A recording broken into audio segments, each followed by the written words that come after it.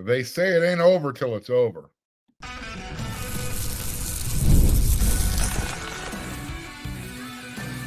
You are Locked On Trojans, your daily podcast on the USC Trojans. Part of the Locked On Podcast Network, your team every day. Fight on, everyone. I'm your host, Mark Holkin, and thank you for making Locked On USC part of the Locked On Network, your first listen every day. Whether you're watching the show on YouTube, wherever you want to download your podcast, always remember this show is free, and never forget how much I appreciate your support. Today's episode is brought to you by Monopoly Go. I admit it, I've got a competitive side, and it's a big fan of Monopoly Go, the mobile hit twist on classic Monopoly. So join your friends and download Monopoly Go, now free on the App Store or Google Play. I'm a huge fan of Lenny Kravitz, but I know it ain't over till it's over. I got that from Yogi Bear. Smart man. He coined the phrase first. So nothing is over until it's finally over. And I'm referring to the transfer portal window. It closes in a couple of days. So if you have not submitted your name by April 30th with the intent to join the transfer portal, you're pretty much telling everybody you're staying put where you're at. Now, that does not mean that the guys who have already put their name into the transfer portal, they have to make their decisions known right away. No, I've already explained that to you. They can go right up until first day of fall camp, or you have to be able to enroll in the winter semester. So this is kind of where the rubber hits the road for USC right now. The pool of candidates, it's huge, it's big, but the pool of buyers just as big. USC has some pretty specific needs. Specifically, defensive line, interior, offensive line, offensive tackle. According to On3, they did some market research on this, and the going rate for a defensive lineman who's worth their weight, so to speak, they're going anywhere from $500,000 to $800,000 annually. That's how much it's going to cost to bring them into your program. I think at this point, I think it's safe to say it's probably over for USC when it comes to one specific defensive lineman that, look, I was told, everyone kind of thought, hey, you know what, USC's got a really great shot at this guy, Demonic Williams. He's out of Los Angeles. He started his college career at TCU. He jumped in the transfer portal when it opened. Everybody anticipated that happening. It did. Well, the person who is helping Demonic make his next life-altering decision, he tweeted, or he X'd out. I don't know, what do we call it? He tweeted out on X, quote, "Almost time to end this thing. Demonic Williams commitment coming this week. Thank you to everyone that gave my guy a chance through this process," end quote. So, interesting. This is how transfer portal, this is how the free agency works. You have representatives who are working behind the scenes looking for the best outcome. For who? Not sure. What we do know is Demonic has taken visits to Missouri, Texas, and Oklahoma. I think LSU is up next off the top of my head. Bottom line, USC is not on his visit list. So if he's making his decision this week, according to his spokesperson, it doesn't look like USC is willing to pay the asking price. If he falls in that $500,000 to $800,000 per year asking range. I do not believe for a second that Coach Henderson wasn't interested in Williams. It's kind of been suggested that, no, he wasn't interested. I don't believe that for a second. For what it's worth, Oklahoma just offered Demonic's little brother his first college offer. We'll see if that makes a difference in the final decision. Player's name, I've mentioned him a couple times, mentioning it again. His name's Derek Harmon. At least he took the visit to USC, right? I mentioned this on Friday's show last week, Locked on USC. My everyday viewers are like, you just said that last week, Mark. Well, I told everyone he was on campus visiting. That was the positive sign. I also said, lock the doors. Don't let him leave. Don't let him see all those little hooligans running around campus. Oh, by the way, yeah, spray painting Tommy Trojan statue. Yeah. Anyways, moving on. He left campus. He didn't commit. And although the visit went well, we've learned that he's got somebody representing him.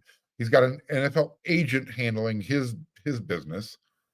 And the current plan is he's going to take all of his scheduled official visits. Next up, Miami and Colorado. That's this week. Excuse me. So does that mean Mario Cristobal, does he still have an open checkbook? Is USC going to get outbid? Or, does he go to Colorado? Does he want to be coached up by Coach Prime, Deion Sanders, and Warren Sapp? Is that sexier than what, LA has to offer? Lincoln Riley, Coach Henderson, Coach Nua, Los Angeles, those NIL opportunities. I guess we're gonna find out where the young man's priorities are soon enough, right? So unless things change, I'm starting to wonder, getting a little serious here. Who is USC looking at? Who are they interested in for the on the defensive line, interior specifically? I guess more importantly, who is looking at USC seriously? We talk about the elite names.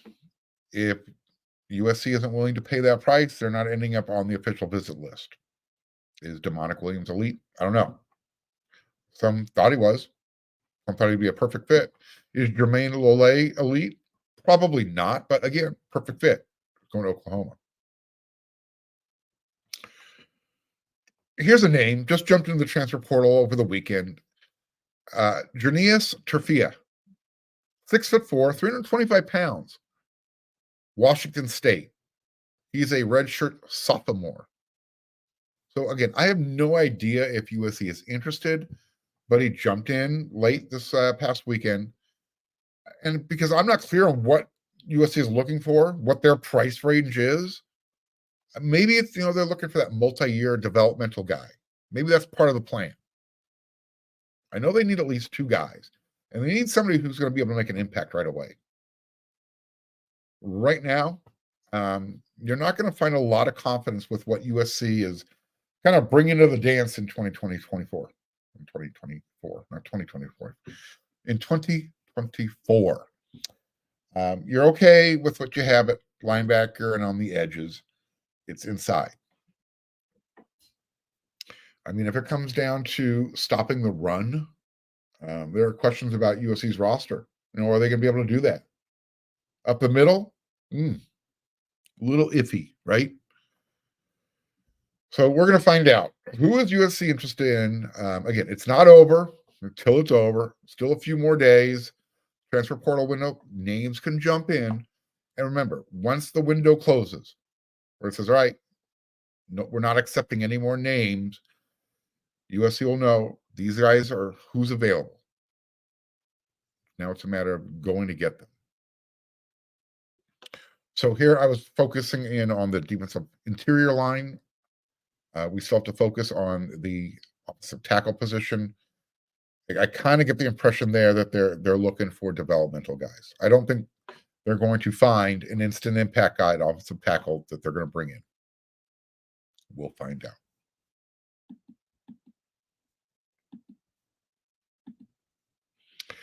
I keep telling you how competitive I am, and the more you get to know me, the more you're going to agree. Well, that competitive side of me, it's become a big fan of Monopoly Go.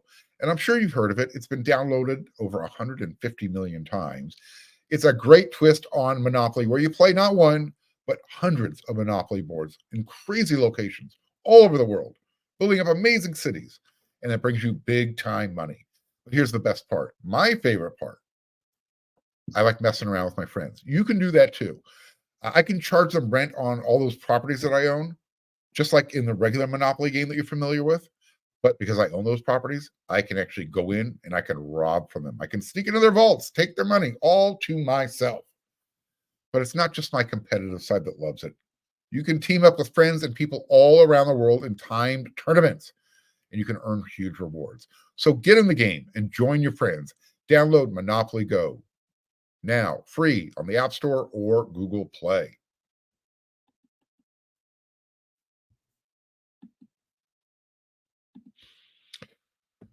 USC football had a really good week last week. I got to say, it wasn't too bad, right? I'm going to cheat just a little bit just to tweak the calendar. Do you ever notice, by the way, when you look at the calendar, first day of the week, it's a Sunday, right? Yeah, first day of the week on your calendar shows a Sunday. We always consider that kind of the weekend, the end of the week, nevertheless. Anyway, USC's week ended with another transfer portal commitment. I told you about the defensive back, Reedy Vance, who committed last week from Florida State. And I explained how Kyle Ford's return to USC fills a need at wide receiver, especially at depth, and how I think he can play multiple roles at the wide receiver position. And I mentioned this. Look, USC can get wide receivers, defensive backs, just by sneezing, blinking, breathing. Well, they got another wide receiver in the fold. USC added former Auburn wide receiver. His name's Jay Fair. He's going to have 2 more years of eligibility. And here's why he said he chose USC. Couple of reasons. It felt like the move to me is the academics and the degree from this university is amazing. And the opportunities that come with it are once in a lifetime. This is what Jay told WRC's Scott Schrader. From a football aspect, Coach Dennis Simmons and Lincoln Riley have been together and in sync for a long time offensively. This program has the most receivers drafted out of the program, and the development that Coach Simmons can do is something that can help take my game to the next level. I just felt a genuine family atmosphere, and I'm ready to go work and be the best version of me for this program. Close quote. Like those words. Good perspective. Now, as a true freshman, he caught just 2 passes, 34 yards. Last year, his production increased to 31 catches, 324 yards, 2 touchdowns. His production kind of tapered off as the year went along, but he still ended up second on the team in receptions, and I think third in yards. So for a guy who wasn't seeing the ball a lot in the second half of the year, did pretty good. Look, I know everybody wants those big guys for the defensive line and the offensive line. We talked about that. We will continue to talk about that. But USC needed wide receivers. Their first 5 to 6 guys, top shelf, not a problem. But it was a numbers game. Remember, they went into spring camp with 7 scholarship guys.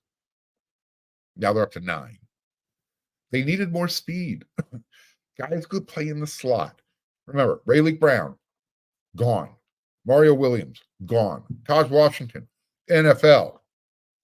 You had Zachariah Branch, Mekhi Lemon. Those are your 2 scholarship guys playing inside receiver. Yes, Josiah Zamora can step in there and help you out. Again, when you're at USC, you need to have more than 7 scholarship wide receivers. Not saying Josiah isn't worthy. Maybe he gets one. But from an optics point of view, you needed more. You needed more numbers. So he brings a lot of speed to the position. And he's a true slot receiver. And USC needed that. So USC's week ended with a wide receiver commitment. And as you know, if you watch this episode, if you watch any episode of Locked On USC starting last week, you probably heard it started with the Heisman Award. Yep. Reggie Bush's Heisman was returned. So USC got their 8th Heisman Trophy back. And then later on in the week, Caleb Williams went number 1 overall in the NFL draft. Not bad, right? Despite all the damage that the NCAA did to USC, despite all the dumb mistakes USC did to USC, making things worse, the Trojans are still really relevant. They're hanging with all those other national powers. just to kind of remind everybody, did you know Notre Dame has the most total draft picks in the history of the NFL draft? 532. USC, one behind, 531. Ohio State, 489. Oklahoma, 417. Michigan, 414. They just won the national championship. Alabama, remember those guys? They only have 411 guys drafted throughout their history. Penn State, 389. LSU, 381. Georgia, 379. Those are all the it programs, right? Everybody's, Trojan fans are jealous of. Those are your top recruiting programs, right? Well, when you look at those numbers and you get jealous or envious of those guys, think about it. Think about how long it's going to take some of those programs to catch USC. It's almost comical. I mean, Georgia right now, where literally 5-star guys go, they're just jumping in. And you can say that about, Ohio State, Alabama, LSU. Well, it's going to take those programs a long time to catch USC. I mean, this is how good USC's week was. A Heisman and a number 1 overall draft pick in 1 week. That would make most programs probably throw a tractor parade. Looking at you, Auburn. Yeah, they did that the year USC won the national championship. At USC, it kind of just feels like an ordinary week. Yeah, I know you don't typically get a Heisman Award given to you in April. You get my point. Here's the point I'm really trying to drive home. USC needs to capitalize on that week that they had. Use it to their advantage. Get those needs filled out of the transfer portal. Start closing some recruiting deals. Now, we're about to go into a recruiting cycle with official visits. Okay. Here's one guy, coveted. He's a 4-star, rush edge, Justin Hill. He's narrowed his list down to 4 official visits: Ohio State, USC, Oregon, and Alabama. He is rated the number 52 prospect according to the On 300. He also has a decision date in mind when he's planning to make his announcement. July 3rd. That's his birthday. He said, quote, "I'm just trying to be 100%. This is probably the hardest choice I've made so far throughout my life, and I don't want to mess it up. I know the transfer portal is a thing, but I don't feel like I'm the guy to jump from school to school. I feel like loyalty is a big thing," quote, end quote. Whoa. I'm going to hold your feet to the fire on this one, young man, because there's not too many people making those types of comments. As we get deeper into the recruiting season, I'm going to keep making it a major topic. We'll talk about it. But based on what happened last week for USC, okay, you got Reggie Bush's Heisman back. Everybody's talking about that. Caleb Williams became USC's 6th number 1 overall draft pick, more than any other college program in the history of college football. USC is the leader there. We were hoping USC could take the overall lead from Notre Dame with most overall draft picks total. Nevertheless, they have to stay 1 behind. They didn't lose any ground. So Notre Dame has 532, USC has 531. Meanwhile, USC is lapping the field with everybody else. I have a feeling they're going to pass Notre Dame next year in the draft. But that's next year. So take advantage of this, USC. You're back. You're relevant again nationally. You're going to the Big Ten Conference. Got a lot of money to play with. Start signing those players. Start filling those needs out of the transfer portal. Start making the other programs around the country go, oh, fudge. It looks like USC has their stuff together. We got to play them this year. We don't want to play USC. Because when USC's rolling, we know what they're capable of doing. Well, last week. Hopefully that's a sign of things to come.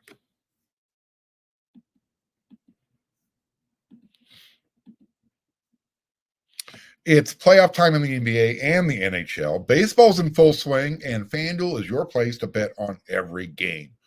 Right now, new customers, you're going to get $150 in bonus bets guaranteed. That's $150 win or lose. Bet on everything from slap shots to home runs to slam dunks, all on an app that's safe, secure, and real easy to use. What are you waiting for? Visit FanDuel.com/locked-on and make your first bet an automatic win. FanDuel, America's #1 sportsbook. With killer last-minute deals, all-in prices, views from your seat, and their best price guarantee, Game Time takes the guesswork out of buying tickets. See the view from your seat before you buy so you know exactly what to expect when you arrive. All-in prices show your total up front. That way, you know you're getting a great deal before you check out, and you can buy your tickets in seconds. It takes you literally 2 taps, and you are done. Oh, USC fans, have you got your tickets for Vegas yet? Are you going to USC versus LSU? Game Time has deals on tickets right up to the start of the event, and they even have tickets right up to an hour after it starts. It's a place to find last-minute seats, and the Game Time guarantee means you'll always get the best price. If you find tickets in the same section and row for less, Game Time will credit you 110% of the difference. Download the Game Time app, create an account, and use code LOCKEDON for $20 off your first purchase. Terms apply. Again, create an account, redeem code LOCKEDON for $20 off. Download the Game Time app today. Last minute tickets, lowest price, guaranteed.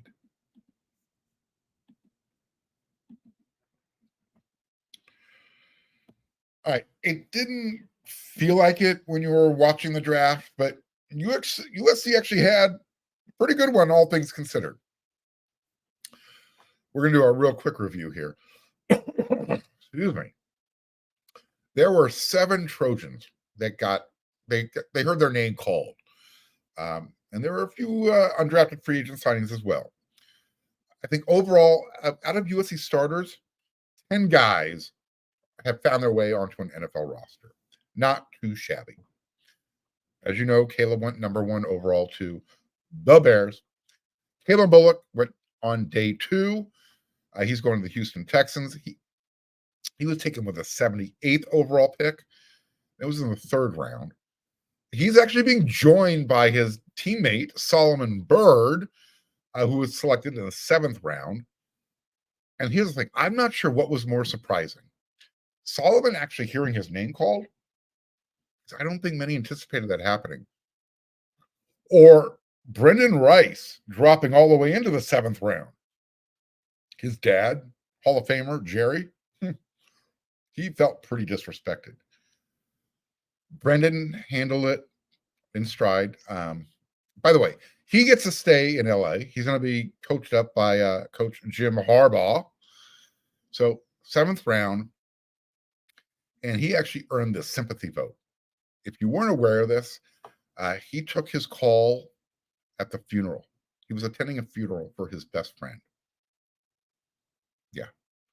So a little bit of joy, but at the same time, probably not where you want to be to take that call. Taj Washington, Miami Dolphins, 7th round.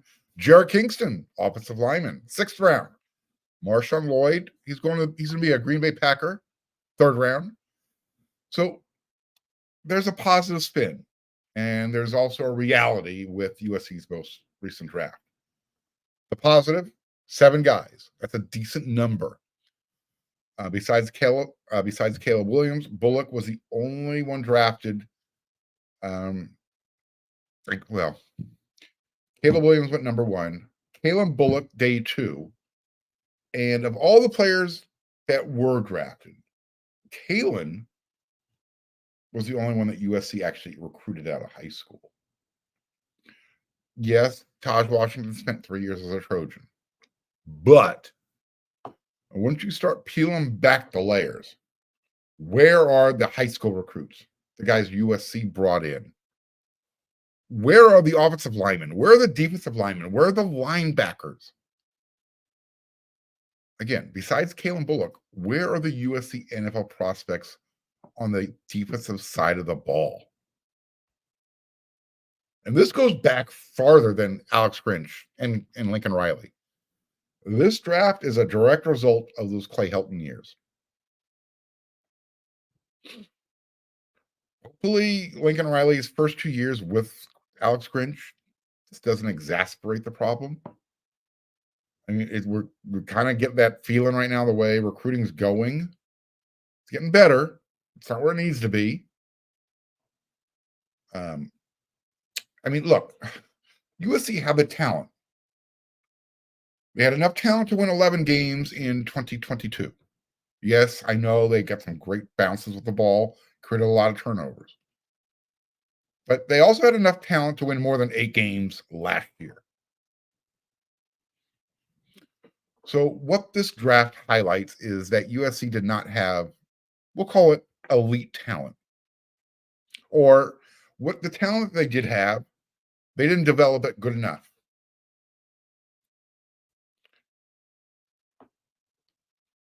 The draft it's nuanced, I guess is the best way to put it, right? So many things to take into consideration. But we're just looking at things on the surface here. You know, if you're looking at it from the surface level, USC did okay. You know, you want to compare them to Michigan. They just won the national championship. They have 13 guys selected in the draft. A big number. The other team that participated in the championship game, Washington, they had 10 guys selected. Again, pretty good number. USC had 7 guys drafted. If USC wants to be perceived differently, they need to start producing talent differently.